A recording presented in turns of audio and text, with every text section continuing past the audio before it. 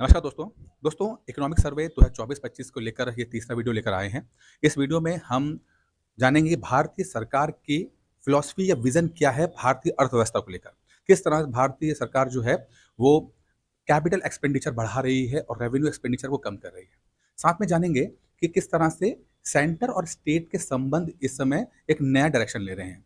किस तरह से स्टेट्स की जो डिपेंडेंसी है वो सेंटर के ऊपर धीरे धीरे ही सही बढ़ रही है और जो स्टेट्स हैं वो फाइनेंशियली स्टेबल नहीं हो पा रहे हैं।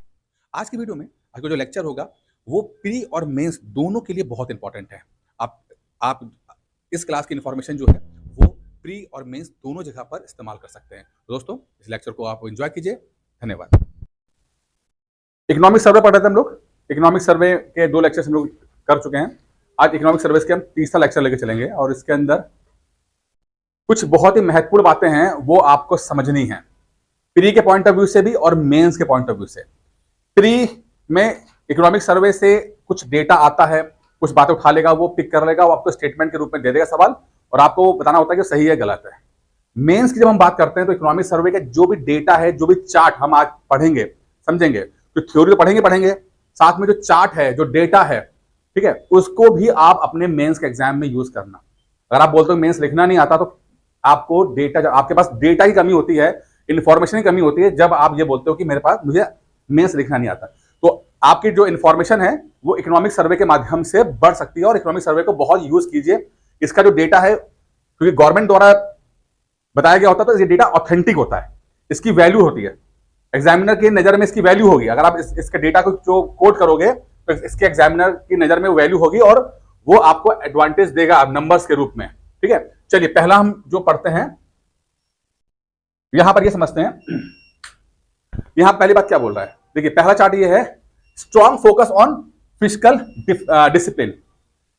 फिस्कल का मतलब होता है कि फाइनेंशियल, ठीक है, पैसे के लेन देन की बात कर रहे हैं यहां पर। तो पैसे के लेन देन के ऊपर यहां पर ये डेटा बताता है, ये चार्ट बता रहा है कि हमने काफी डिसिप्लिन शो किया है। डिसिप्लिन का मतलब यहां पर क्या है कि हमने कोई भी पैसा बिना मतलब फूका नहीं है, हमने बहुत ही ध्यान से, मतलब भारत सरकार की बात कर रहे हैं, ठीक है, भारत सरकार ने बहुत ही ध्यान से और एक जो उन्होंने प्लान किया है उस हिसाब से पैसे को एक्सपेंडिचर कर रहे हैं। यहां पर ये कर रहे हैं strong focus on fiscal discipline. ठीक है, ऐसा नहीं कि किसी को भी हम पैसा फालतू इधर बांट दिया उधर बांट दिया, वो नहीं चलेगा। ठीक है, अब यहां पर समझते इसको कैसे, यहां पर डेटा कैसे, इस बात को डेटा कैसे कर रहा है। वर्ष 2021 से लेकर 2024 तक का ये ग्राफ है और इसमें यहां पर दिखा रहा है कि आपको वो कैपिटल एक्सपेंडिचर की बात कर रहा है। क्या बात कर रहा है, समझते हैं इस बात को। कैपिटल एक्सपेंडिचर क्या होता है, कैपिटल एक्सपेंडिचर। पहला तो सवाल आपको यूपीएससी या पीसीएस के अंदर पहला सवाल तो यही पूछ लेगा, what is the difference between capital expenditure and revenue expenditure. दो चीजें होती हैं, ये थ्योरी है कैपिटल, ठीक है, इकोनॉमिक्स की, कि कैपिटल एक्सपेंडिचर और रेवेन्यू एक्सपेंडिचर का मतलब क्या होता है। कैपिटल का मतलब पूंजीगत, वो पैसा जो आप कहीं पर इन्वेस्ट कर रहे हैं और जहां से रिटर्न्स आने की उम्मीद है। जैसे आपने कोई फैक्ट्री लगा ली, आपने इन्वेस्टमेंट किया, फैक्ट्री लगा ली, आपने कोई मशीन खरीद ली, ये सब क्या है, कैपिटल। आपने रोड बना दी, आपने पुल बना दिया, ये क्या है, कैपिटल एक्सपेंडिचर। जहां से जो इन्वेस्टमेंट आप कर रहे हो, जहां से पैसा आने की, रिटर्न आने की उम्मीद है, उसको बोलते हैं कैपिटल एक्सपेंडिचर। मोटा मोटा बता दिया आपको मैंने। और रेवेन्यू एक्सपेंडिचर का मतलब क्या होता है, राजस्व। ठीक है, रेवेन्यू एक्सपेंडिचर का मतलब होता है कि रेवेन्यू का मतलब होता है जैसे आपने पैसा खर्चा किया सैलरी के रूप में, पेंशन के रूप में, जहां से रिटर्न्स कुछ नहीं आ रहे हैं। ठीक है, तो ये फर्क है रेवेन्यू एक्सपेंडिचर में और कैपिटल एक्सपेंडिचर के अंदर। अब मैं आपसे पूछता हूं, एक सरकार के रूप में महत्वपूर्ण क्या है, कैपिटल एक्सपेंडिचर की रेवेन्यू एक्सपेंडिचर।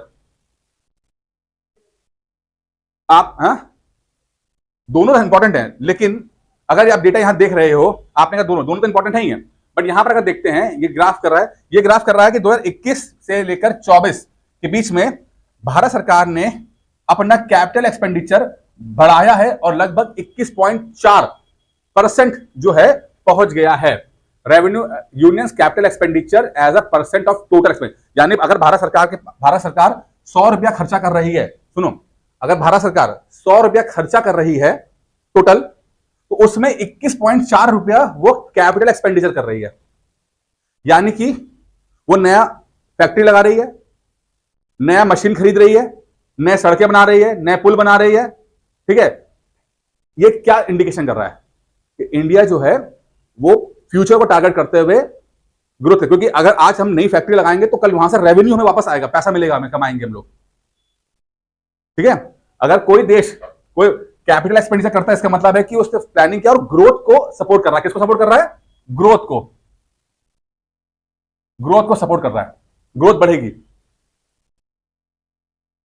कि भाई अगर आज हमने एक फैक्ट्री लगा दी है, आज हमने 1000 करोड़ रुपए लगा दिया है, भले ही आज पैसा नहीं आ रहा है उससे, लेकिन 2 साल के बाद 1000 करोड़ रुपया जो इन्वेस्टमेंट किया है वो हमें पैसा कमा के देना शुरू कर देगा। इसे बोलते हैं कैपिटल एक्सपेंडिचर। और कोई अगर देश ये कर रहा है, इसका मतलब है वो ग्रोथ ओरिएंटेड इकोनॉमी को रन कर रहा है। उसको समझ में आ रहा है फ्यूचर में कैसे हमें कैसे टैकल करना है। भले ही आज आपके अकाउंट में दिखाई देगा कि वो नुकसान हो गया। जैसे कि लेट्स सपोज आप कोचिंग पढ़ने आए, कोचिंग में आपने फीस जमा की, इस मोमेंट में तो आपने पैसा दिया है ना, तो नुकसान हुआ, आपको पैसा दिया है आपने। लेकिन 2 साल के बाद जब आप पीसीएस बन जाओगे तो पैसा कमाना, सैलरी मिलना शुरू हो जाएगी, तो वो आपको रिटर्न मिलना शुरू हो गया। जो आज इन्वेस्ट कर रहे हो उसका रिटर्न मिलना शुरू हो जाएगा आपको। तो कैपिटल एक्सपेंडिचर क्या है? सेम इसी है कि आज हम इन्वेस्ट कर रहे हैं, फ्यूचर में हमें मिलना शुरू हो जाएगा उसमें से। रेवेन्यू का क्या होता है? रेवेन्यू का मतलब सैलरी होती है, ये ज्यादा प्रोडक्टिव नहीं होता है। रेवेन्यू एक्सपेंडिचर ज्यादा प्रोडक्टिव नहीं है। सैलरी दे दी, पेंशन दे दिया, अच्छा है, जरूरी होता है, बट अगर हम इकोनॉमिक्स के टर्म से बात करेंगे तो कैपिटल एक्सपेंडिचर ग्रोथ को सपोर्ट करता है। और जो देश, जो इकोनॉमीज कैपिटल एक्सपेंडिचर ज्यादा करती है तो वो ग्रोथ ओरिएंटेड इकोनॉमी होती है वो। ठीक है ना, क्योंकि इन्वेस्टमेंट हो रहा है ना, फ्यूचर को टारगेट रखते हुए कि हम आज फैक्ट्री लगा रहे हैं, पुल लगा रहे हैं, सड़कें बना रहे हैं, पोर्ट बनवा रहे हैं, भविष्य में हमें सपोर्ट करेगा। समझ में आ गया? तो यहां पर क्या है, अगर आपको आंसर कैसे लिखोगे कि अगर आपको पीसीएस प्री में क्या सवाल आएगा कि इकोनॉमिक सर्वे 2024-25 में 24-25 में कैपिटल एक्सपेंडिचर जो है वो रेवेन्यू एक्सपेंडिचर ज्यादा था, या कह लेते हैं कि कैपिटल एक्सपेंडिचर जो पिछले साल से ज्यादा था। स्टेटमेंट आ गया कि कैपिटल एक्सपेंडिचर इकोनॉमिक सर्वे के हिसाब से कैपिटल एक्सपेंडिचर 2024 का वो ज्यादा था पिछले साल से। तो जब तक आपने ये चार्ट नहीं देखा होगा आपको पता ही नहीं होगा कि पिछले साल ज्यादा था कि इस साल ज्यादा है। ये प्री में सवाल आ गया। और मेंस में करते हैं तो क्या होगा? मेंस में क्या होगा? वो बोलेगा, अगर इकोनॉमी की बात करें कि भारत की इकोनॉमी बहुत बूम कर रही है, बहुत ग्रोथ कर रही है, तो सपोर्ट कैसे करेंगे? इससे सपोर्ट कर देंगे कि चूंकि भारत की इकोनॉमी में लगातार हम कैपिटल एक्सपेंडिचर कर रहे हैं, तो शो कर रहा है कि भारत की इकोनॉमी में ग्रोथ है, पोटेंशियल है। Point clear? समझ में आ गया? अब यहां पर कुछ और समझते पॉइंट को। यदि किसी देश के कुल व्यय में पूंजीगत व्यय यानी कि कैपिटल एक्सपेंडिचर का हिस्सा बढ़ने लगे तो उसे कई सकारात्मक आर्थिक संकेत के रूप में देखा जा सकता है। इसके प्रमुख निष्कर्ष निम्नलिखित हो सकते हैं। अभी पॉइंट आप लोगों के लिए मैंने यहां पे नोट किया। क्या है? आर्थिक विकास को बढ़ावा दे रहा है। ठीक है, पूंजीगत व्यय का उपयोग सड़कों, रेलवे, बंदरगाह, पावर प्लांट्स आदि के निर्माण में किया जाता है। पॉइंट सही है? आगे ये बहुत इंपॉर्टेंट बात है इकोनॉमिक्स के लिए, समझो प्री मेंस के लिए पॉइंट, क्योंकि कई बार सिंपल सवाल पूछते हैं प्री के अंदर कि आपको पता तो हो कि कैपिटल और रेवेन्यू एक्सपेंडिचर होता क्या है। सिंपल इकोनॉमिक्स, रमेश सिंह की, मतलब जो आप स्टैंडर्ड आप पढ़ते हो, सिंपल। और मेंस में ये पूरा मेंस का आंसर लिखा हुआ मैंने। ठीक है, यह लॉन्ग टर्म ग्रोथ को बढ़ावा देता है। दिख रहा पॉइंट आपको? ठीक है, क्योंकि यह उत्पादकता और रोजगार के अवसर बढ़ाता है। ठीक है ना, डिस्कस क्लियर? हाँ, और किसका पढ़ रहे हैं? पूंजीगत व्यक्तिगत पूंजीगत न्याय कैपिटल पढ़ रहे हैं। ठीक है, सरकार का ध्यान लॉन्ग टर्म ग्रोथ पर रहता है। अगर कैपिटल एक्सपेंडिचर बढ़ रहा है, पूंजीगत एक्सपेंडिचर बढ़ रहा है, यानी कि सरकार सड़कों, रेलवे, बंदरगाह, पावर प्लांट्स पे इन्वेस्ट कर रही है, तो सरकार का ध्यान लॉन्ग टर्म ग्रोथ के ऊपर है कि भविष्य में हम और पैसा कमाएंगे। आज हम लगा रहे, कल कमाएंगे पैसा हम लोग। भविष्य के टारगेट रख रहे हैं, हम छोटा नहीं सोच रहे हैं कि ऐसा नहीं कि ऐसा है चुनाव आने वाले हैं, एक काम करते हैं सबको लैपटॉप बांट देते हैं, सबको हम मोबाइल पकड़ा देते हैं। वो वाला नहीं काम है। क्या सबकी सैलरी बढ़ा देते हैं? क्या कर रही? नहीं, हम फ्यूचर का दिख रहे हैं। हम आज इन्वेस्टमेंट करेंगे, फ्यूचर में इसका रिटर्न मिलेगा। तो सरकार, इस चीज से सरकार का मानसिकता पता लगती है, सरकार का पॉइंट ऑफ व्यू पता लगता है, सरकार किधर सोच रही है। अगर किसी का ग्राफ, किसी सरकार का ग्राफ आप देख लोगे तो आप आइडिया लगा पाओगे सरकार के दिमाग में क्या चल रहा है। वो ग्रोथ को देख टारगेट कर रही है या अपने छोटे मोटे कामों को निपटाने की कोशिश कर रही है। कि अपनी प्रॉब्लम सॉल्व करने की कोशिश कर रही है, सैलरी बढ़ा दो, वोट बैंक मिल जाएगा। पॉइंट समझ में आ रहा है? ठीक है। यदि सरकार पूंजीगत व्यय को प्राथमिकता दे रही है तो इसका मतलब है कि वह अस्थायी राहत, रेवेन्यू एक्सपेंडिचर के बजाय संचारात्मक सुधारों पर ध्यान दे रही है। क्या इसका मतलब है कि वो स्ट्रक्चरल चेंजेस कर रही है। क्या कर रही है? Structural changes. यानी कि सरकार ये बोल रही है कि मूलभूत सुधार होना चाहिए। ये नहीं कि थोड़ा पैसा बढ़ा दिया और आपको खुश कर दिया, वो नहीं, पूरा बकायदा प्रॉब्लम ही सॉल्व होनी चाहिए। यानी कि अगर किसी ए पॉइंट से बी पॉइंट पहुंचने में अगर दिक्कत हो रही थी, ठीक है, तो सरकार ने बोला कि नहीं नहीं, हम ना इसको, इस प्रॉब्लम को सॉल्व करते हैं, बकायदा सीधे हम सड़क बना देते हैं। ठीक है, यानी स्ट्रक्चरल चेंजेस कर रही है कि वो छोटा मोटा आपको चूरन देकर खुश करने की कोशिश नहीं कर रही है, वो आपको आपकी प्रॉब्लम ही सॉल्व कर रही है। स्ट्रक्चरल चेंजेस कर रही है, संचारात्मक सुधार, स्ट्रक्चरल चेंजेस, यानी कि पूरा सिस्टम ही ठीक हो रहा है। समझ में आ रहा है पॉइंट? समझ में आ रहा है तुम्हें? ठीक है, बहुत इंपॉर्टेंट पॉइंट है, प्री मेंस सबके लिए, और मैंने बहुत अच्छी तरह से लिखा हुआ, आपको पूरी हेल्प मिल जाएगी यार। इस स्लाइड को यूज करना है मेंस के आंसर के अंदर। राजस्व घाटा और वित्तीय स्थिति क्या होती है? पूंजीगत व्यय आमतौर पर ऋण लेकर किया जाता है। ऐसे ना, हमें कल फैक्ट्री लगानी है तो 1000 करोड़ रुपए लगेंगे, कहां से लेगा? वर्ल्ड बैंक से ले लोगे, बैंकों से लोन ले लोगे। ठीक है, तो शुरुआत में तो आपको दिखाई देगा कि आपने कहीं से लोन लिया है। आप कोचिंग पढ़ने आए, कोचिंग की फीस आपके पास पैसे नहीं है, आप लोन ले रहे हो लोन। ठीक है, तो एक तरह का इन्वेस्टमेंट आपका ऋण से होता है। ठीक है, इसलिए सरकार का राजकोषीय, अब देखो एक और आ गया, फिस्कल डेफिसिट कहते हैं इसको। क्या बोलते हैं? राज्य कोषीय घाटा। आप इकोनॉमिक्स पे जब पढ़ोगे तो आपको समझ में आएगा कि राजकोषीय या फिस्कल डेफिसिट क्या चीज होती है। ठीक है, बढ़ सकता है। ठीक है, तो ये सब इकोनॉमिक्स के टर्म्स हैं जो प्री मेंस दोनों जगह पे आपको लिखे, आपको आना चाहिए। ठीक है, कि सरकार, इसका मतलब क्या है कि कितना सरकार के पास अर्निंग हुई है और कितना सरकार ने खर्चा किया है ना। तो घाटा बढ़ गया ना, हमने लोन लिया तो लोन तो घाटे में आ गया, हमें उसका लोन को रिटर्न करना है, प्लस हमें इंटरेस्ट रेट भी पे करना है, तो हमारा घाटा बढ़ गया। ठीक है, यदि इस बढ़े हुए पूंजीगत व्यय से आर्थिक अर्थव्यवस्था से वृद्धि, जीडीपी ग्रोथ बढ़ती है तो यह घाटा दीर्घकालीन रूप से प्रबंधनीय हो सकता है। कह रहा है कि अगर जो इन्वेस्टमेंट आप कर रहे हो, आपने 1000 करोड़ रुपए का एक फैक्ट्री लगाई है और भविष्य में ये फैक्ट्री आपको पैसा कमा के दे रही है, तो ये घाटा आप मैनेज कर सकते हो। बिल्कुल बात है, लेकिन हर बार नहीं होता। ये एग्जांपल लेते हैं, चाइना का एग्जांपल लेते हैं। चाइना लोन देता है इसको, अपने छोटी कंट्रीज को, श्रीलंका को दिया, बोला हम बन टोटा बना देंगे तो बढ़िया तरीके से। ठीक है, उसको दे दिया 1000 करोड़ रुपया, एग्जाम्पल ले रहे हैं, वो कमा के नहीं दे रहा, तो बच गई बैंड, ये घाटा बढ़ गया, श्रीलंका की बैंड बच गई, श्रीलंका डिफॉल्ट कर गया। तो हमें ये भी देखना होता है कि जो पैसा हम इन्वेस्ट कर रहे हैं रिटर्न आएगा कि नहीं आएगा। रिटर्न आएगा। पीसीएस में आप तो आ गए, कोचिंग आपने सही आपने ज्वाइन की कि नहीं की है, लोन लेके ज्वाइन। तो दिल्ली में क्या होता है, 80% लोग जो है 3 महीने में पढ़ाई छोड़ देते हैं। 2-2 लाख रुपए की फीस होती है, क्यों छोड़ते हैं? वो छोटा अलग बात है, लेकिन इसको क्या बोलोगे, तो वो फिस्कल डेफिसिट हो गया कि नहीं हो गया उनके परिवार में, रिटर्न भी कुछ नहीं मिल पाया, पढ़ाई भी पूरी नहीं कर पाए, पढ़ाई छोड़ के बैठ गए। समझ में आ रहा है यहां तक क्या बोल रहा हूं मैं? रोजगार के अवसरों की वृद्धि होती है, बिल्कुल। आप फैक्ट्री लगाओगे, रोजगार मिलेगा आप लोगों को। ठीक है, इंफ्रास्ट्रक्चर परियोजनाओं और अन्य पूंजीगत निवेशों से निर्माण, उत्पादन और सेवा क्षेत्रों में कई नौकरियां पैदा होती हैं। मुद्रास्फीति पर संभावित प्रभाव होता है। आप इसको क्या करें? मुद्रास्फीति मतलब क्या होता है? महंगाई। महंगाई मतलब इन्फ्लेशन। समझो, ध्यान दो। मुद्रास्फीति यानी कि महंगाई। ठीक है, यदि पूंजीगत व्यय तेजी से बढ़ता है, कह रहा है कि अगर आपने बहुत ज्यादा कैपिटल इन्वेस्टमेंट कर दिया, ये फैक्ट्री वो फैक्ट्री, यहां से लोन लिया, वहां से लोन लिया, ये फैक्ट्री लगा दी, ठीक है, तो अल्पकालिक रूप से महंगाई बढ़ जाती है। ठीक है ना, आप लोन ले रहे हो ना, तो आपकी करेंसी कमजोर हो रही है, आपकी एक तरह से घाटा हो रहा है आपको। तो क्या हो रहा है कि इन्फ्लेशन बढ़ जाता है शॉर्ट टर्म में। अगर आप बहुत ज्यादा बहुत तेजी से आप इन्वेस्टमेंट कर रहे हो, तो शॉर्ट टर्म के लिए ये होगा कि ये महंगाई बढ़ा देगा। ठीक है, लेकिन दीर्घकालिक रूप से यह आपूर्ति बढ़ाकर मुद्रास्फीति को नियंत्रित कर लेता है। लेकिन जब 2 साल के बाद वो फैक्ट्री बनकर तैयार हो जाएगी और वहां से पैसा आना शुरू करेगा, तो आपकी करेंसी मजबूत, आपने एक्सपोर्ट करना शुरू किया, आपकी करेंसी मजबूत, आपका रुपया मजबूत, और फिर मुद्रास्फीति कंट्रोल में आ गई। अब ये इतनी अच्छी स्टेटमेंट है ना, अगर आप यूपीएससी का पेपर दे रहे होते ना, ये स्टेटमेंट बहुत काम की आती है आपकी। नहीं, वो बोलता कि अगर कैपिटल एक्सपेंडिचर बढ़ाने से शॉर्ट टर्म इन्फ्लेशन बढ़ जाता है, राइट या रॉन्ग? वो ये सिंपल आता है, पीसीएस में नहीं आता है, पीसीएस में नहीं आएगा, ये यूपीएससी के लेवल का क्वेश्चन है ये।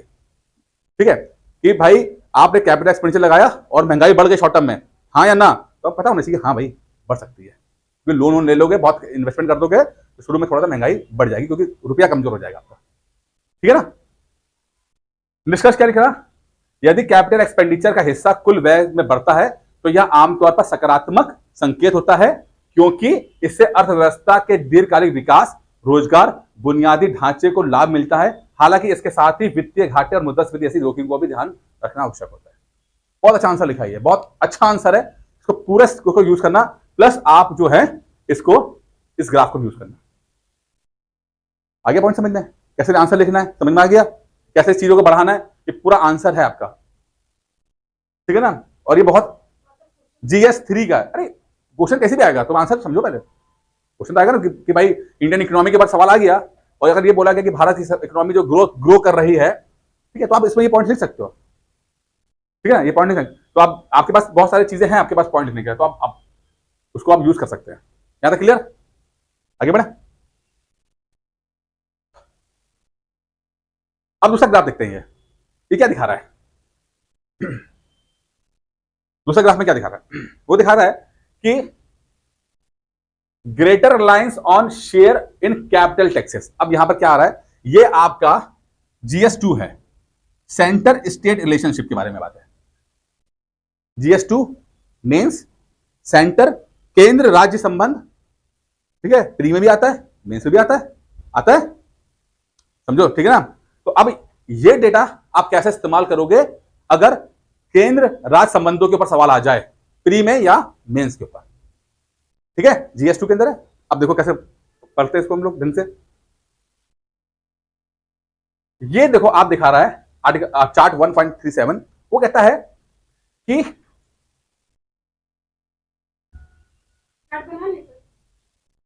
ये कहता है कि जो राज्यों के पास पैसा आ रहा है वो उसमें सेंट्रल टैक्सेस का रोल ज्यादा है, यानी सेंटर द्वारा लगाया गया टैक्सेस से उनको पैसा ज्यादा मिल रहा है। एक आपको क्या पता है, आपको पता है ना कि एक तो होता है कि राज्य अपना खुद टैक्स लगाए, ठीक है ना, ये तो पता है ना, राज्य टैक्स लगाता है अपने ऊपर। एक होता है कि आपका जो है एक होता है नॉन टैक्स रेवेन्यू भी होता है, और एक होता है स्टेट शेयर, यानी लेट्स सपोज जीएसटी। जीएसटी क्या है? लगाता यूनियन है, ठीक है, और उसके बाद स्टेट्स में डिवाइड हो जाता है डिपेंडिंग अपॉन जीएसटी काउंसिल क्या रिकमेंड करती है कि किस राज्य से कितना पैसा आया है, उस हिसाब से वो जीएसटी के पैसा दे देती है, तो नहीं है? ठीक है, state share of union taxes, state का शेयर क्या है जो यूनियन टैक्सेस लग रहे हैं उसके अंदर क्या है, ठीक है। और आप यहां पे देखो क्या देख रहे हो कि जो यूनियन टैक्सेस में जो स्टेट का शेयर है वो लगातार बढ़ रहा है, और बाकी जो टैक्सेस हैं वो काफी कम हो रहे हैं, यानी कि dependency of states on union. States independent नहीं हो पा रहे फाइनेंशियली, डिपेंड किस पे कर रहे हैं? यूनियन के ऊपर, सरकार के, सेंटर के ऊपर। सेंटर पैसा दे देगी तो अच्छी बात है, नहीं देंगे तो भैया ग्रो नहीं कर पा रहे। समझ आ रहा पॉइंट क्या बोल रहा हूं मैं? तुम लोग समझ में आ रहा है कि राज्य खुद मजबूत नहीं हो पाए, उनके पास खुद के पास पैसा बहुत कम है, अपने द्वारा कमाया गया पैसा कम है, ठीक है उनके पास।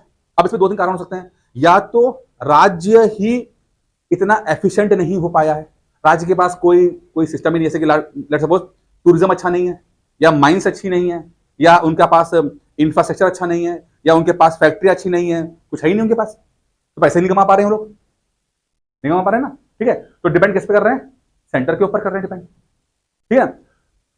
अब यहां पर इस डेटा को आप ना अलग अलग इस्तेमाल कर सकते हो, कि आप ये भी बता सकते हो कि स्टेट्स को अब थोड़ा और बेहतर करना पड़ेगा, अपने आप को थोड़ा सा और मजबूत करना पड़ेगा, और ये शेयर ये दिखा रहा है कि ये चीज सही नहीं है कि भाई आप सिंपल आप खाली सेंटर पे डिपेंड कर रहे हो और खुद आप तरक्की कुछ नहीं कर रहे हो, ठीक है। तो आप इस डेटा को अलग अलग तरीके से इस्तेमाल कर सकते हो। यहां पर ये शो कर रहा है कि सेंटर पे डिपेंडेंसी स्टेट्स की ज्यादा है, स्टेट्स उतने मजबूत है नहीं, उतने मजबूत है ही नहीं। अब यहां पे स्टेट क्या बोलता है? स्टेट बोलता है कि हमें लोन दो, हमें लोन लेना है, हमें अपने राज्य में फैक्ट्री लगानी है। सेंटर कहता है कि ठीक है, तुम्हें लोन चाहिए, हम तुम्हें लोन देंगे। कहते हैं हमें वर्ल्ड बैंक से लोन चाहिए, हमें और लोन चाहिए। तो यूनियन कहता है ठीक है, हम गारंटर बनते हैं और तुम लोन ले लो। ये होता है, ठीक है ना। जब स्टेट किसी बाहर की एजेंसी से लेता है लोन, तो यूनियन, सेंट्रल गवर्नमेंट गारंटर बनती है। लेकिन वो बोल रहे हैं स्टेट वाले कि हमें और लोन लेना है।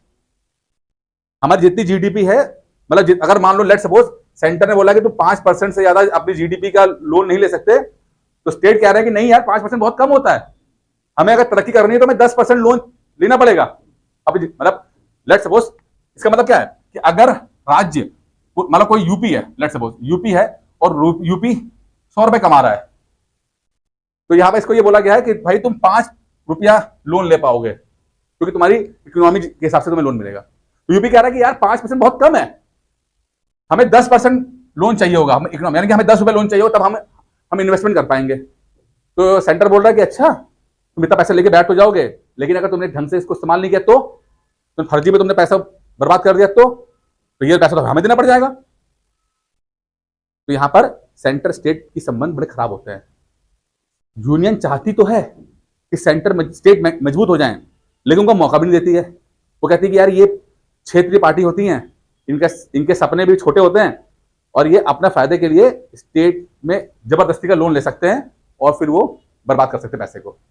जैसे कि लेट सपोज, मैंने आपको पहले बताया था कि मान लो चुनाव आने वाले हैं, 1 साल बाद चुनाव है, और मान लो कोई लोकल पार्टी जो है वो सत्ता में है, ठीक है, और वो कहेगी अच्छा मुझे अगर वोट चाहिए होगा तो मैं क्या करूं। उसने बोला कि जितने लोग, अगर हमारी सरकार बनेगी तो हम सबको जो है, या सरकार से पहले ही उन्होंने बोला कि सबको जो है हम लैपटॉप फ्री में देते हैं, और सबको लैपटॉप बंटवा दिए, सभी स्टूडेंट्स को बंटवा दिए, लैपटॉप बंटवा दिए, ठीक है। और इसके लिए उसने लोन कहां से लिया, वर्ल्ड बैंक से ले लिया। क्या बोल के कि एजुकेशन को बढ़ावा दे रहे हैं हम लोग, इस लैपटॉप होगा तो एजुकेशन बढ़ाई होगा, और उसके लिए उन्होंने बहुत सारा वर्ल्ड बैंक से लोन ले लिया। अब लैपटॉप मिल गया बच्चों को। अब मान लो सरकार, वो चुनाव होता है, चुनाव में जीत नहीं पाते हैं, हार जाते हैं, नई पार्टी आएगी सत्ता में, वो देखती क्या है, या जो तुमने पिछली सरकार ने जो लोन लिया हुआ है वही नहीं चुका पा रहे हैं, क्योंकि जो लैपटॉप दिए थे उससे कोई फायदा हुआ नहीं है। समझ में आ रहा है ना क्या बोल रहा हूं मैं। वो कहेगी यार पिछली सरकार ने जो कुकर्म किया तो उसका भुगत हम रहे हैं, आज हम तरक्की नहीं कर पा रहे हैं। तो यूनियन क्या कहता है कि भाई आपको लोन देने में थोड़ा सा वो कोताही बरतता है, कि आप लोन नहीं रखता है कि तुम कितनी लोन ले रहे हो।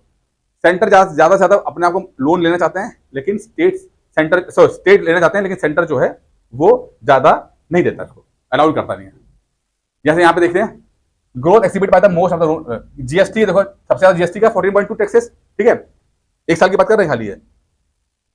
उसके बाद अब क्या है, स्टैम्प रजिस्टर, ये दोनों सेंटर के हो गए।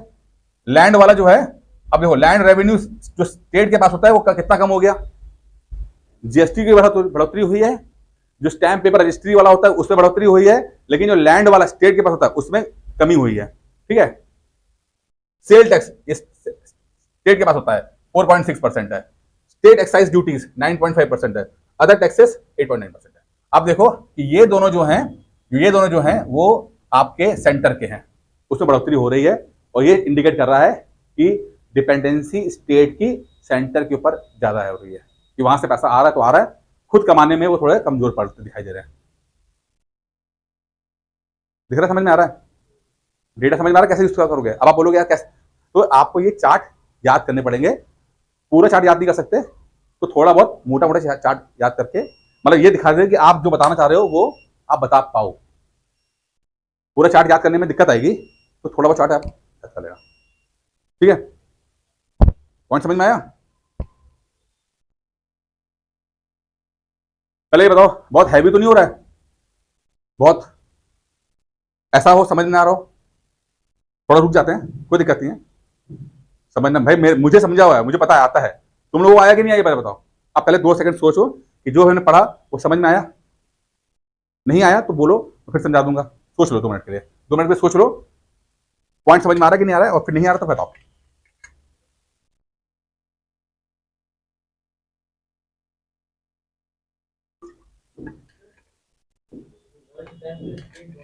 हम्म हम्म।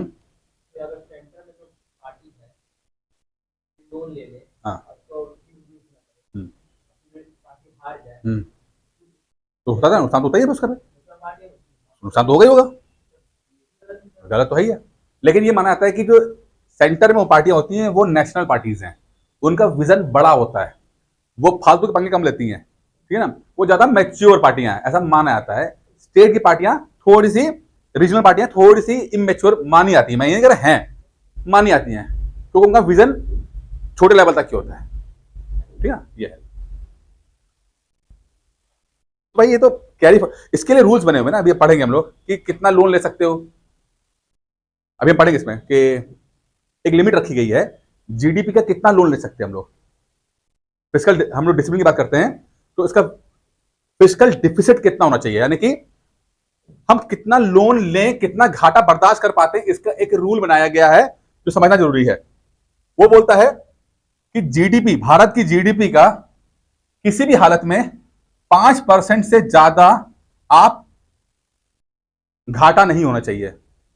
5% से ज्यादा, यानी कि अगर मान लो भारत की जीडीपी 1 लाख रुपया है, 1 लाख रुपया भारत की जीडीपी है, तो किसी भी हालत में 5,000 रुपए से ज्यादा का घाटा नहीं होना चाहिए। जीडीपी समझ में आ रहा है? क्या जीडीपी क्या होता है? क्या होता है जीडीपी? जीडीपी क्या होता है? ग्रॉस डोमेस्टिक प्रोडक्ट क्या होता है, क्या है इसका मतलब? होता है बेटा कि हाँ, 1 साल के अंदर भारत की सीमा के अंदर जितना भी काम हुआ है, जितना भी ट्रांजेक्शन हुआ है, कोई सामान बिका, बना, बिका, जितना, तो वो पूरा है। तो ये समझ लो कि भारत की पूरी इकोनॉमी है, भारत का पूरा पैसा कितना है। तो लेट्स सपोज 1 साल में भारत की इकोनॉमी 1 लाख रुपया है, ठीक है, सबने मिलकर 1 लाख रुपए कमाया, तो उससे 5% से ज्यादा घाटा नहीं होना चाहिए। समझ में आ रहा क्या है? तो ये कंट्रोल रखने के लिए हम लोगों ने टारगेट रखा है कि हम लोग लोन इतना नहीं लेंगे कि हमारी क्षमता से बाहर चला जाए। बैंक लोन देता है आपको, पहले पूछता है सैलरी कितनी है आपकी, आपने कहा कि मेरी 20,000 सैलरी है, तो 20,000 सैलरी और आपको वो लोन 20,000 रुपए के हिसाब से देता है, वो आपको 1 लाख के हिसाब से नहीं देगा। बोला कितना कमा रहे हो? 20,000 कमा रहे हो ना, तुम्हें 50,000 लोन मिलेगा बस, कि तुम चुका पाओ, ठीक है ना। 1 लाख सैलरी होगी तो 1 लाख के हिसाब से मिल जाएगा। तो वही है कि इंडिया के हिसाब से भी है कि जितना वो कमा रहा है उस हिसाब से रखा गया। अब होता क्या है, जो ये आपका वर्ल्ड इकोनॉमी, जो तुम्हारा सवाल है ना, ये वर्ल्ड इकोनॉमी में बहुत यूज होता है। एग्जाम्पल लेते हैं, स्पेन, ठीक है, पुर्तगाल, ठीक है, और भी कंट्री है। इन्होंने क्या किया, इन्होंने अपने देश की जीडीपी से लगभग 100 गुना, 100 परसेंटेज, 100, मतलब ठीक है, प्रतिशत लोन ले लिया। यानी कि अगर उनकी जीडीपी 1 लाख रुपए की है तो उनका लोन भी 1 लाख रुपए का है। यानी कि 1 लाख की जीडीपी है और 1 लाख का लोन लेके बैठेगा। और कुछ तो ऐसे हैं कि तो 1 लाख से ज्यादा का लोन है, यानी 15%, 120% के हिसाब से। अभी क्या चीज है, क्यों है ऐसा? स्पेन ने कहा कि मेरे पब्लिक को दिक्कत नहीं होनी चाहिए, मेरे लोगों को दिक्कत नहीं होनी चाहिए भाई साहब, सबको मैं पैसा दूंगा कि सब जो लोग बेरोजगार हैं उनको भी सैलरी मिलनी चाहिए, मंथली सैलरी मिलनी चाहिए, उनको खाना मिलना चाहिए। अब बोल तो दिया, लेकिन स्पेन की इकोनॉमी इतनी मजबूत है, इतना पैसा कमा रहे हो, उन्हें कमा तो नहीं रहे, क्या करेंगे, हम लोन लेंगे, हम वर्ल्ड बैंक से लोन लेंगे, हम IMF से लोन ले लेंगे। लोन ले लिया, उस लोन को पब्लिक में बांट दिया और सोचा कि जो ये बांट रहे हैं उससे पैसा मिलेगा, हमें कमा लेंगे। लेकिन वो चीज नहीं आ पाई, वो नहीं हो पाया। अब लोन बढ़ गया उनके ऊपर। अब क्या हो रहा है, उनकी इकोनॉमी कोलैप्स हो रही है। और यूरोप के अंदर दिक्कत यही हो रही है। और दिक्कतों में से एक दिक्कत यही है कि उन्होंने, कई देशों ने अपनी क्षमता से ज्यादा लोन ले लिया। अब मान लो किसी की सैलरी 1 लाख रुपया है और वो, जैसे पुर्तगाल ने 1 लाख रुपए, जीडीपी पूरी जीडीपी 1 लाख की है और 1 लाख से ज्यादा का लोन ले लिया और किस्त बन गई उसकी 3 महीने की, कि 3 महीने में आप 20,000 रुपए कमा दोगे हमें, और 20,000 कमा नहीं पा रहा। कहता है भाई 3 महीने में हम 5,000 कमा पाते हैं, हम 20,000 दे नहीं पाते हैं, तो वहां पे बैंकरप्ट हो जाता है, बैंकरप्सी हो जाती है, यानी कि दिवालिया घोषित हो जाता है। और अगर कोई देश दिवालिया हो रहा है तो क्या होगा, क्या होगा, तो इसको लोन या तो मिलता नहीं है या महंगा मिलेगा। समझ में आ रहा है? कई सारी बातें हो रही है ना, कंफ्यूज तो नहीं हो रहे हो, है ना? जहां पर प्रॉब्लम हो रोक के बोलो सर ये समझ नहीं आ रहा, ठीक है ना? तो यहां पर इंडिया ने कहा कि भाई ऐसा पंगा नहीं ले पाएंगे हम लोग, हमें पैसा चाहिए, हमें लोन चाहिए, पर ऐसा नहीं करें कि हमें इतना लोन हो जाए कि हम चुका ना पाए। जैसे आप लोग क्या कहते हो कि लोन लेंगे तो कुछ तो ऐसा कहता है लो लो बैंक से ले लो तो यार कोई दिक्कत नहीं, कुछ कहते हैं नहीं यार जितना हम चुका पाएंगे उतना लोन लेंगे, है ना? तो इंडिया ने अपना टारगेट रखा कि 5% से ज्यादा हम, हमारा जो डेफिसिट है, हमारा घाटा 5% से ज्यादा नहीं हो चाहिए, इतना हम मैनेज कर लेंगे और कोशिश करेंगे कम से कम हो जाए, इसके अंदर और कम हो जाए। तो आजकल लगभग जो है वो अभी कोरोना के टाइम पर लगभग 6% चला गया था, कोरोना के टाइम पर 6-7% चला गया था, उसको वापस कर करके हम लोग 4-5% पे लिया है, हम लोग अपने टारगेट के अंदर लिया है, ठीक है? समझ में आ रहा है? कोरोना टाइम पे क्योंकि पूरी इकोनॉमी बंद थी, लोगों को खाना भी देना था, पैसे भी देने थे, तो 6-7% चला गया, उस घाटे को कम कर दिया हम लोगों ने, 3-4% पे लेकर आ गए। अब दूसरा पॉइंट, इस पॉइंट का दूसरा एंगल लेते हैं, बड़ी अच्छी बात है ये, समझना बहुत इंटरेस्टिंग पॉइंट है। इस वीडियो को दोबारा देखना और तब नोट्स बनाना, ठीक है? अभी सुन रहे हो वीडियो बन रहा है, नोट्स बनाना और एक एक बात को नोट डाउन करना किताब के अंदर, पर मेंस और प्री के सबके आंसर्स मिलेंगे तुम्हें इसके अंदर। अब अगर कोई देश लेट सपोज 5% का टारगेट रखा हुआ है, लेकिन मात्र 2% से 3% ही उसका घाटा हो रहा है, तो ये क्या शो करता है? अच्छी बात है कि बुरी बात है? आपको अच्छी बात है, घाटा कम से कम हो रहा है। अभी सर आपने पढ़ाया था कि जितना घाटा कम हो उतना अच्छी बात है, बोला था ना आपने, यही है ना? दैट्स इट, बस यही पॉइंट है, यही पॉइंट है कि अगर घाटा बहुत कम हो रहा है, 1%, 2% से, इसका मतलब यह भी होता है कि आप अपने लोगों को ज्यादा फायदा कर नहीं रहे हो, आप लोगों को बढ़ावा देने के लिए, जैसे कि मान लो आपको लोन ही नहीं, लोन क्यों लेता है कि आप इन्वेस्ट कर रहे हो, आप ग्रो करने के लिए कर रहे हो।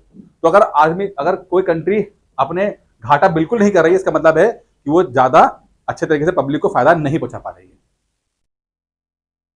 ठीक है ना? तो ये पॉइंट है, दोनों पॉइंट, हमें फायदा भी पहुंचाना है लेकिन इतना नहीं पहुंचाना है कि हम नुकसान में हो जाए, कि हमारे पास लोन चुकाने के पैसे ना बचे हमारे पास।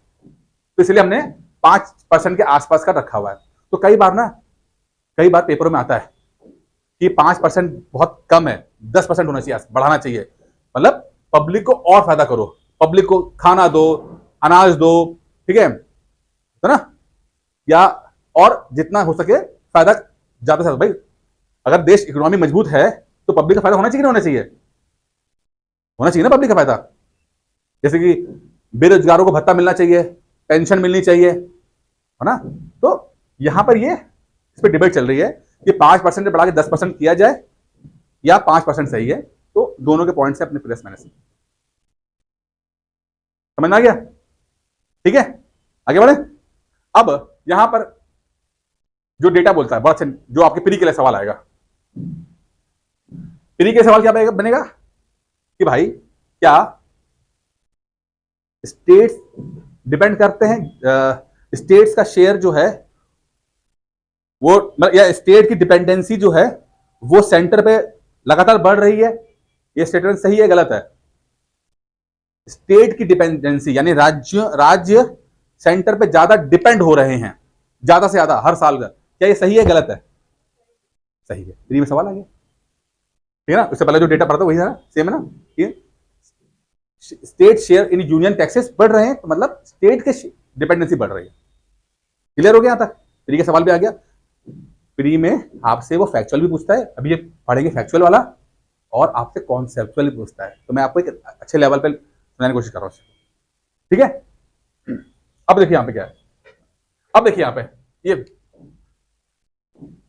15 राज्य, जितने भी राज्य हैं उसमें 15 राज्य हैं, more than half of their total tax receipts, the highest being Telangana at 80%, followed by Karnataka and Haryana at 80%. एक मिनट, इसे पूरा स्टेटमेंट आया नहीं है। अदर, अच्छा ये ओटीआर का मतलब अदर टैक्स रेवेन्यू, ठीक है?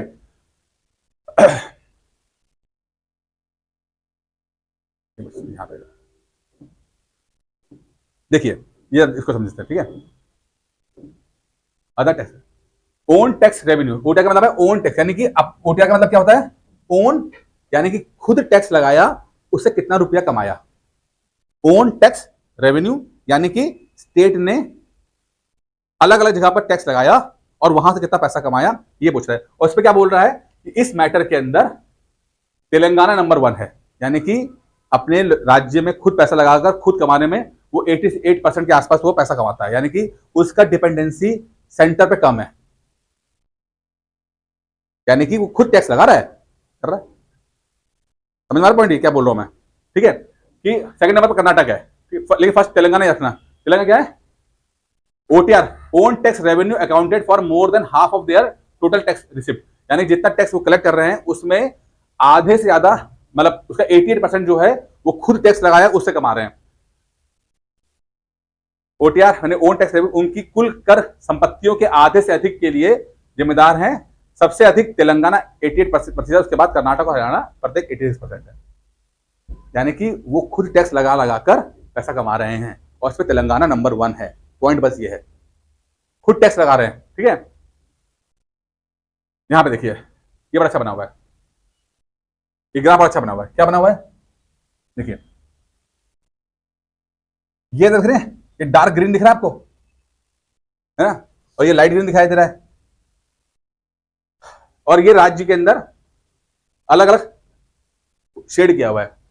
जितना डार्क ज्यादा है उतना खुद राज्यों द्वारा जो टैक्स लगाया गया है और उससे जो अर्निंग है वो ज्यादा से ज्यादा है, और जितना हल्का है इसका मतलब है कि राज्य पैसा कम कमा पा रहे हैं खुद।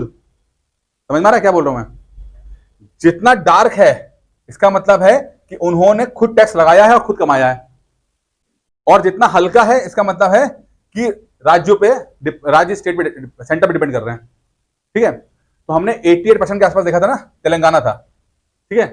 अब देखिए तेलंगाना ये है, सबसे डार्क तेलंगाना है, क्योंकि यहां पर इसका मतलब है कि जो बहुत डार्क हैं, जो बहुत डार्क हैं वो ये शो कर रहे हैं कि ये खुद टैक्स ज्यादा लगाते हैं और ज्यादा कमाते हैं। समझ समझ समझो, बड़ा इंटरेस्टिंग है। यहां देखो क्या दिख रहा है, यहां क्या दिख रहा है, हरियाणा, ठीक है, दिल्ली, गुजरात, महाराष्ट्र, कर्नाटका, तेलंगाना, गोवा और आपका केरल, ये सबसे डार्क इलाके हैं। क्या शो करते हैं, ये शो करते हैं कि इन्होंने खुद टैक्स लगाए हैं अपने राज्यों में और टैक्स से पैसा कमाया है। पॉइंट सही है, ठीक है। अब ये टैक्स से कमा क्यों पाए, क्योंकि इनके राज्यों की इकोनॉमी बेहतर है, वहां फैक्ट्रियां ज्यादा होंगी, वहां कंपनियां ज्यादा होंगी, वहां पर ट्रांजेक्शन ज्यादा होते होंगे, इसलिए टैक्स की दर बढ़ गई वहां पर। इसलिए आप देखो ना, जितने राज्य हैं ये बहुत संपन्न राज्य हैं, है कि नहीं है। हरियाणा हो, दिल्ली हो, गुजरात हो, महाराष्ट्र हो, गोवा हो, कर्नाटक हो, तेलंगाना हो, केरल हो, अमीर राज्य है कि नहीं है, फैक्ट्रियां ज्यादा है, काम ज्यादा हो रहा है, ट्रांजेक्शन ज्यादा हो रहा है, पैसा ज्यादा कमा रहे हैं।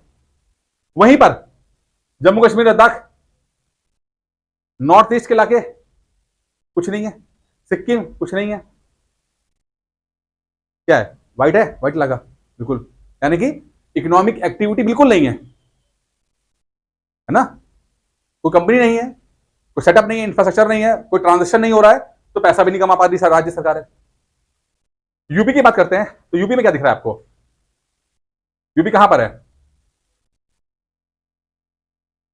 यूपी मतलब कि ठीक ठाक सा ग्रीन है ना, मतलब कि वो कहीं ना कहीं इस कोड में आ गया,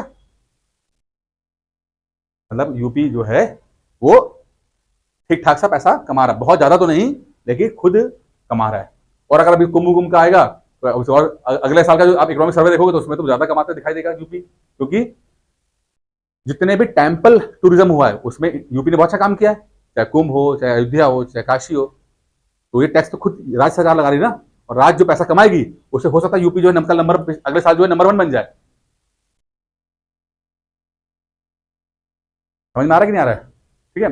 इसका मतलब है कि जो राज्य ज्यादा इकोनॉमिक डेवलप्ड हैं वो ज्यादा पैसा भी कमाते हैं और टैक्स से कलेक्शन भी ज्यादा होता है उनका।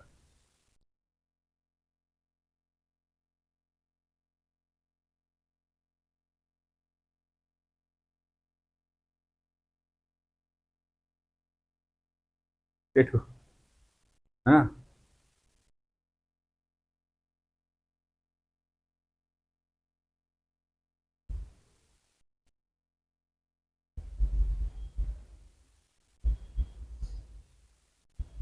देखिए यहाँ पे देखिए, बड़ा अच्छा सा है, आ रहे हैं।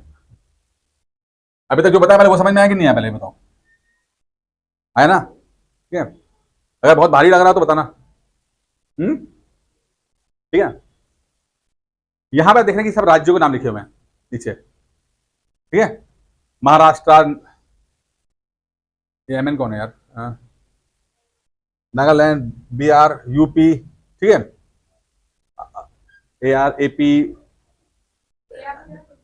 आंध्र प्रदेश होगा, ठीक है, कर्नाटका, वेस्ट बंगाल, ठीक है, तेलंगाना, आसाम, हरियाणा, गुजरात, ठीक है, ये लिखे राज्य लिखे, ठीक है, कलकत्ता, कर्नाटक, अरे ठीक है, यहाँ दिख रहा है कोई है? ठीक है, ये उत्तराखंड, ठीक है, ये उड़ीसा, छत्तीसगढ़, एमपी, एमपी ये हमारा झारखंड, राजस्थान, हिमाचल प्रदेश राज्य हैं। अब यहाँ पर ये देखो नीला रंग का, ये नीला क्या है? जीएसटी, जीएसटी, ठीक है।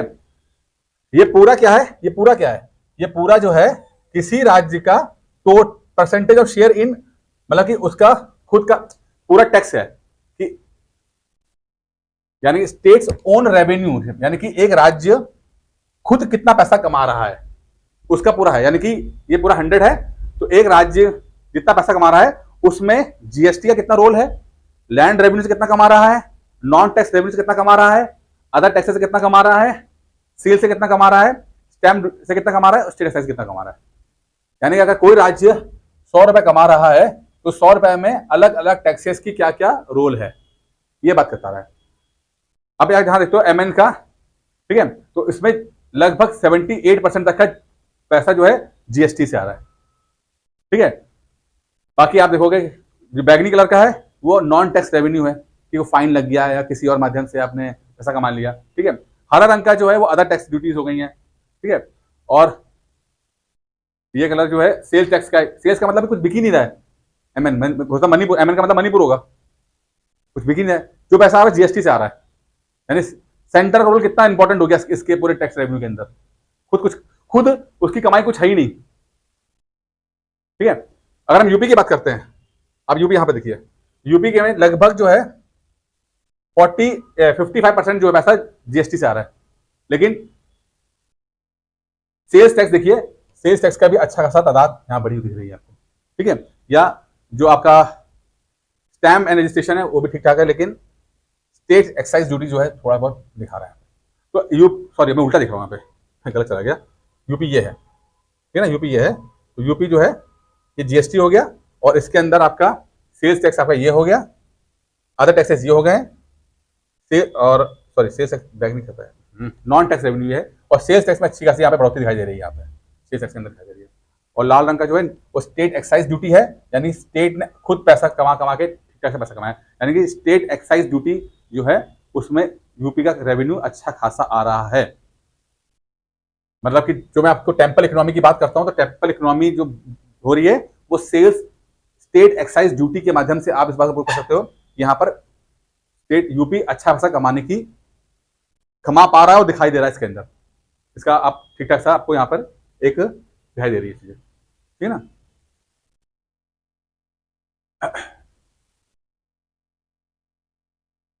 423 स्टेट्स जितनी हम ये बात की है, ठीक है। GST was the main source of revenue amongst ORR with the greatest reliance there Manipur and Nagaland. ये दो, मणिपुर और नागालैंड डिपेंड किस पे कर रहे हैं? जीएसटी पे कर रहे हैं, सबसे ज्यादा कर रहे हैं। तो अगर सवाल पूछ लिया है कि कौन सा राज्य सबसे ज्यादा जीएसटी पर डिपेंड करता है, तो वो है मणिपुर, ठीक है ना। अच्छा 70% मैं एग्जाम दे रहा हूँ, state garden highest shares in respective, ठीक है। Orissa exhibit the highest share of non, ये बहुत इंपॉर्टेंट है। उड़ीसा ने क्या किया, आप उड़ीसा का देखो, देख रहा उड़ीसा का टैलेंट बहुत अच्छा है। उड़ीसा ने क्या किया, जीएसटी बहुत कम है, लेकिन नॉन टैक्स रेवेन्यू जो उसका है वो सबसे ज्यादा है। नॉन टैक्स रेवेन्यू मतलब क्या है? कि सरकार के पास वो पैसा आ रहा है जो टैक्स से नहीं आ रहा है, किसी और माध्यम से आ रहा है। कौन सा हो सकता है? हो सकता है कि वो कोई फाइन लगा दिया हो, ठीक है, या कोई आपने कोई फीस किसी की हो, या कोई डोनेशन आ रहा हो, ठीक है। ऐसा पैसा सरकार के पास आ रहा है जो कि टैक्स के माध्यम से नहीं आ रहा है, यानी कि आपने ये काम किया तो टैक्स पे करना पड़ेगा, ऐसा नहीं है। किसी और माध्यम से पैसा उड़ीसा का आ रहा है और उड़ीसा सबसे ज्यादा उस चीज को दिखा रहा है।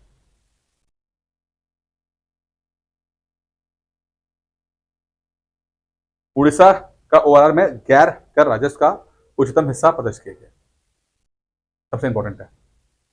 मतलब उड़ीसा ने वो जीएसटी पे डिपेंड नहीं कर रहा है।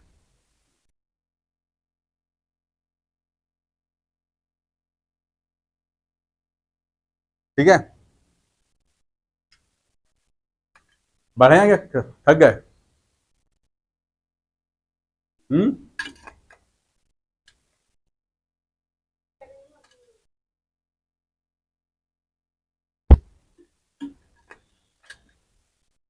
देखना बाद में, आप समझो पहले, समझना पहले, बहुत इंपॉर्टेंट बातें वो डिस्कस हो रही है यहाँ पे।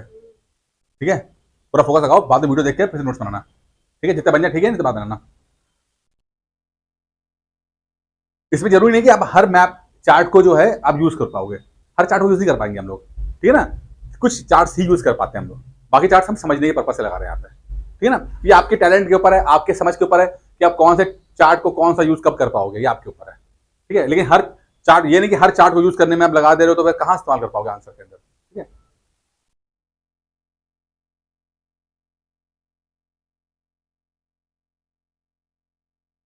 यहाँ पे देखिए चीज थोड़ा सा, एक साल के अंदर क्या हुआ, पहले पहला चार्ट देखते हैं। ये क्या दिखा रहा है? ये 3 ब्लॉक दिखा रहा है, ठीक है। इस 3 ब्लॉक के अंदर ये आर ई का मतलब होता है रेवेन्यू एक्सपेंडिचर, सीई का मतलब होता है कैपिटल एक्सपेंडिचर, और टीई का मतलब होता है टोटल एक्सपेंडिचर। एक्सपेंडिचर का मतलब होता है व्यय, खर्चा करना, टोटल खर्चा, टोटल खर्चा, ठीक है।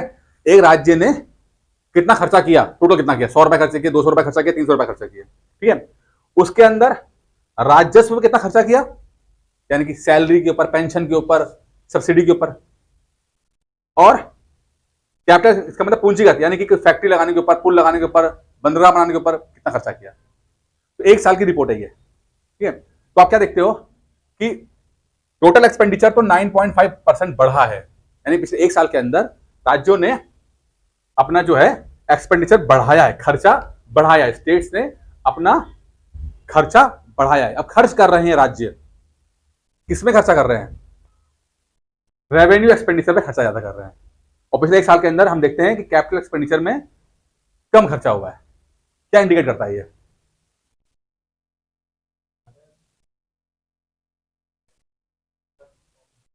खाली वो लोग सैलरी वैलरी, पेंशन, भत्ते, इसमें खर्चा कर रहे हैं, और जो नया कुछ बनाने का हो उस पर खर्चा नहीं कर रहा है। एक साल के अंदर ये हो रहा है, खर्चा तो कर रहे हैं, ठीक है, लेकिन कैपेसिटी बिल्डिंग के ऊपर खर्चा नहीं हो रहा है।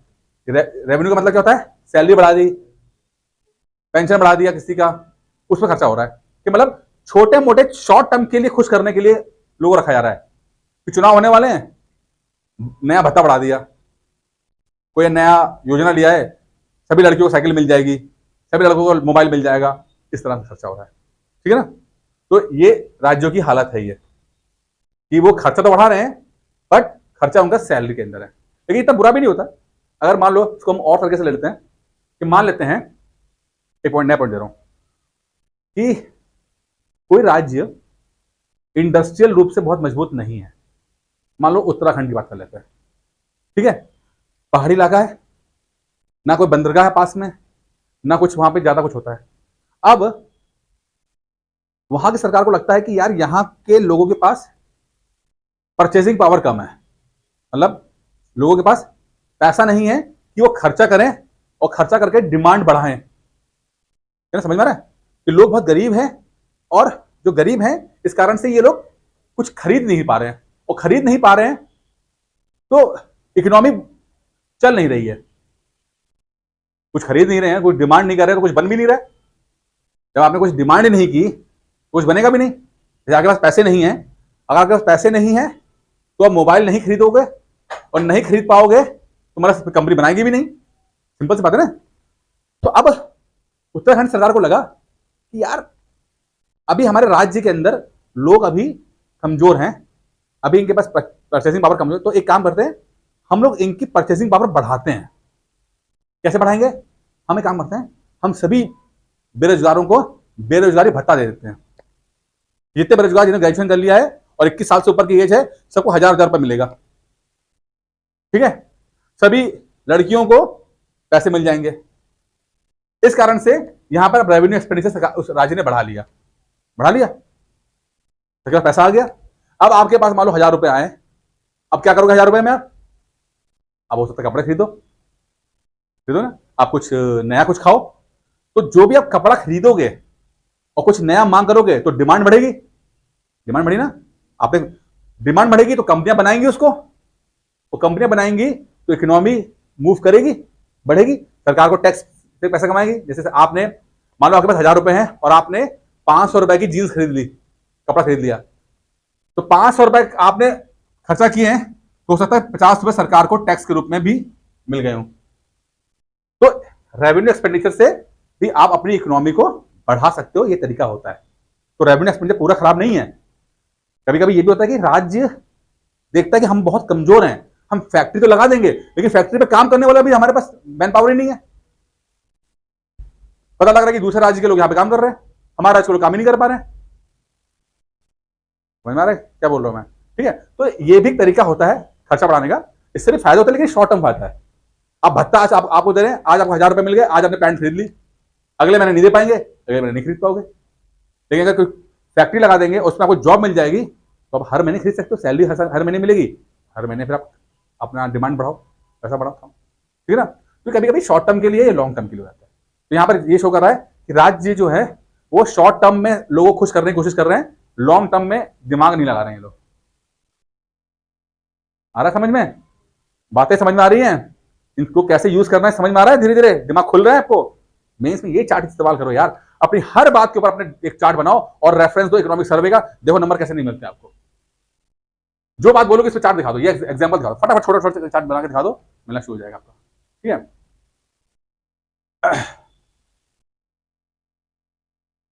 अब यहाँ पे जो राज्य खर्चा कर रहे हैं कि जो उन्होंने कमिटेड किया था एक्सपेंडिचर, उस पर इतना खर्चा किया। एक्सपेंडिचर ऑन सब्सिडी, ये बहुत एग्जाम्पल इंपॉर्टेंट है कि राज्य सब्सिडी पे पैसा खर्चा कर रहे हैं और 25% लगातार उन्होंने बढ़ा दिया। क्या है मतलब सब्सिडी का मतलब, तो समझते हैं। सब्सिडी का मतलब क्या होता है? सब्सिडी हिंदी का मतलब, हिंदी में सब्सिडी का मतलब क्या होता है? छूट कहते हैं हिंदी, मुझे नहीं पता, चलो याद नहीं आ रहा, चलो ठीक, समझ में आ रहा सब्सिडी क्या होता है? सब्सिडी क्या होता है? लेट सपोज, उदाहरण देता पहले, मोदी जी ने बोला कि यार हम एक योजना लेकर आते हैं, हमने देखा कि जो महिलाएं चूल्हे पे खाना पकाती हैं तो उससे उनकी स्वास्थ्य खराब हो जाता है, धुआं निकलता है और फिर औरतें उसको इनहेल करती हैं, उनको फिर धुआं शरीर में जाता है और बीमार पड़ जाती हैं। तो औरतों को इस धुएं से बचाने के लिए हम गैस उनको देते हैं कि गैस पे खाना बचाए, और इसके लिए उन्होंने एक योजना चलाई, वो चलाई उज्ज्वला योजना, कि सबको जो है गैस मिलेगी। ये तो पता है आपको, 2015 में शुरू हुई योजना, बहुत सक्सेसफुल योजना है। अब सरकार ने बोला कि यार दे तो देंगे, पर प्रॉब्लम ये है कि एक नया सिलेंडर लगाने में और नया कनेक्शन देने में मान लो 2500 रुपए खर्चा हो रहा है। क्या आप एक कनेक्शन लोगे, एक चूल्हा लोगे, एक सिलेंडर लोगे, तो आपको 2500 रुपए खर्चा देना पड़ रहा है, प्लस हर महीने का आपका 1000 रुपए का आपको एक नया सिलेंडर बनाना पड़ेगा आपको। अब सरकार ने बोला कि यार ये तो पैसा बड़ा खर्चा है, 2500 रुपए पहले तो लगाओ, 1000 रुपए तो क्या पता, हो सकता है कि जो सबसे गरीब लोग होंगे, जो सबसे बॉटम में सबसे गरीब लोग हैं, हो सकता है वो इतना खर्चा ना कर पाए। ठीक है ना। सरकार ने क्या किया? सरकार ने बोला कि ये 2500 रुपए हम आपकी जगह पर हम पे करेंगे, आप मत दो, हम देंगे, और आपको ये फ्री पड़ जाएगा, कनेक्शन फ्री हो जाएगा आपका। ठीक है, और ये 1000 रुपए भी आप पर महीने खर्चा नहीं कर पाओगे, तो इसमें भी 500 रुपए आपके, 500 हम आपकी तरफ से दे देंगे आपको। तो आपको कनेक्शन फ्री में पड़ा और मात्र 500 रुपए देकर आप जो है सिलेंडर मांग सकते हो। तो जो पैसा सरकार ने आपके बिहाफ में पे किया है उसको बोलते हैं सब्सिडी। क्यों? सरकार बताया कि इससे आपको हम मोटिवेट करेंगे कि आप चूल्हा चलाओ, जलाओ। कभी कभी सरकार आपको मोटिवेट करने के लिए भी पैसा खर्चा करती है, आपको आदत पड़ जाए। 6 महीने आप चूल्हे में वो गैस सिलेंडर में खाना पकाओगे तो औरत फिर वापस चूल्हे में खाना पकाना पसंद नहीं करेगी, ठीक है ना। तो हैबिट बिल्ड हो जाएगी, उनकी आदत बन जाएगी उनकी। मेरा पॉइंट क्या बोल रहा हूं मैं, ठीक है। तो अब आप देखो कि यहां पर क्या हो रहा है कि सब्सिडी के ऊपर लगातार बढ़ोतरी हो रही है। मगर राज्य क्या है, लोगों को ज्यादा से ज्यादा सब्सिडी दे रहे हैं। अब ये अच्छी बात है बुरी बात है? अच्छी बात तो है, वो तो हमने पढ़ी लिया, अच्छी बात है। बुरी बात पे क्या है कि ये सब्सिडी सरकार पे करती है, तो भाई सरकार कहां से पैसा लाएगी? सरकार कहां से पैसा लेकर आएगी? दो तरह से लाएगी। एक तो सरकार के पास जो खुद का पैसा होगा वो सब्सिडी में दे देगी, ठीक है। अब इसका नुकसान क्या है कि अगर सरकार से सब्सिडी में दे देगी तो बाकी सरकार का पैसा खत्म हो जाएगा। सरकार आपके लिए नया स्कूल, आपके लिए नया कॉलेज, आपके लिए नई फैक्ट्री, आपके लिए नई सड़क, नया पुल कहां से बना के देगी आपको, ठीक है। और दूसरा, जब खुद के पास नहीं होगा तो लोन मांगेगी और लोन से देगी आपको, वो भी नुकसान है आपका कि सरकार और कमजोर हो जाएगी। तो सब्सिडी देना तो अच्छी बात है, बट हमें ये देखना है कि वो पैसा सही जगह लग रहा है कि नहीं लग रहा है, उससे कुछ रिटर्न मिल रहा है कि नहीं मिल रहा है। आंख बंद कर सब्सिडी मत दो। सब्सिडी शॉर्ट टर्म के लिए तो अच्छी लगती है लेकिन लॉन्ग टर्म के लिए ठीक नहीं है। लेकिन यहां पर क्या हो रहा है कि पार्टियां जो हैं वो शॉर्ट टर्म पे ध्यान रख रही हैं, लॉन्ग टर्म में कोई ध्यान नहीं है। कैपेसिटी बिल्डिंग करने पे नहीं है कि लोगों की क्षमता बढ़ जाए, उस पर फोकस नहीं है।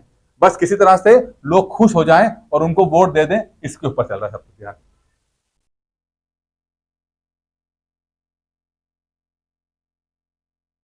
आगे समझ में?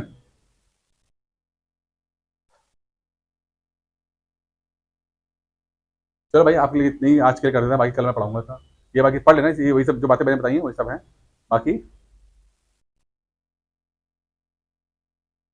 ये कल मैं पढ़ा दूंगा, चलो आपको, आप थक गए हो, ठीक है।